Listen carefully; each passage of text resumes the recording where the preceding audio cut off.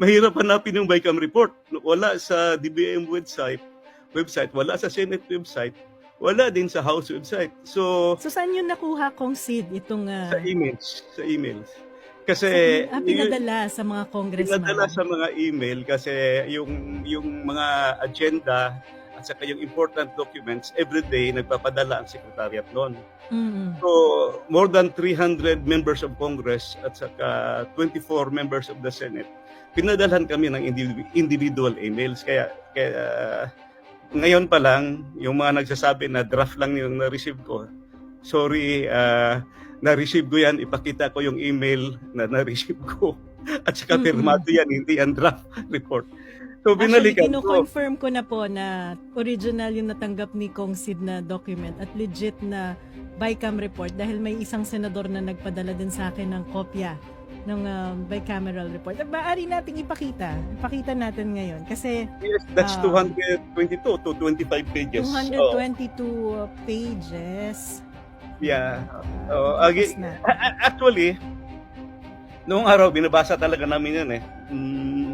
In fact, during our time, maganda yung pag-explain ni Shelo, no? Na yung House at saka Senate may ibang version usually. So iba yung figures na papasa ng House, ibang ng figures na papasa ng Senado. Kaya kailangan mo ng actually, mangangailangan ka ng tinatawag na bicameral conference committee to harmonize or to reconcile the differences. Yan. Ayan. Pakita natin Kong Sid. So ito Ayan, po yung itong bicameral conference committee report. Ayan may So nakasummarize po dyan yung mga changes na nangyari sa bicameral committee at pinirmahan po ito ng, tama ba ko yung Sid? Ito yung mga miyembro ng bicameral committee. Merong portion diyan na nandiyon yung pangalan. Actually, hindi lahat nakapirma eh. I don't know kung... So 222 pages po ito. Ito po yung mga changes na ginawa nila. No? Tapos nandito yung summary po yan. Yan.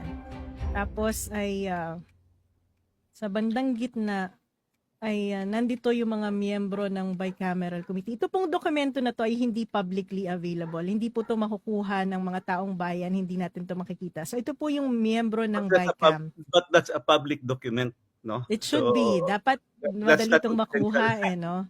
Pero tinatago ito eh. So, ayan po, si Senator Grace po ang chairman ng Senate at si Congressman Zaldico ang chairperson ng House of Representatives. At ito yung mga miyembro. Ayan po, si Senator Pia Cayetano ay hindi pumirma. Senator Bongo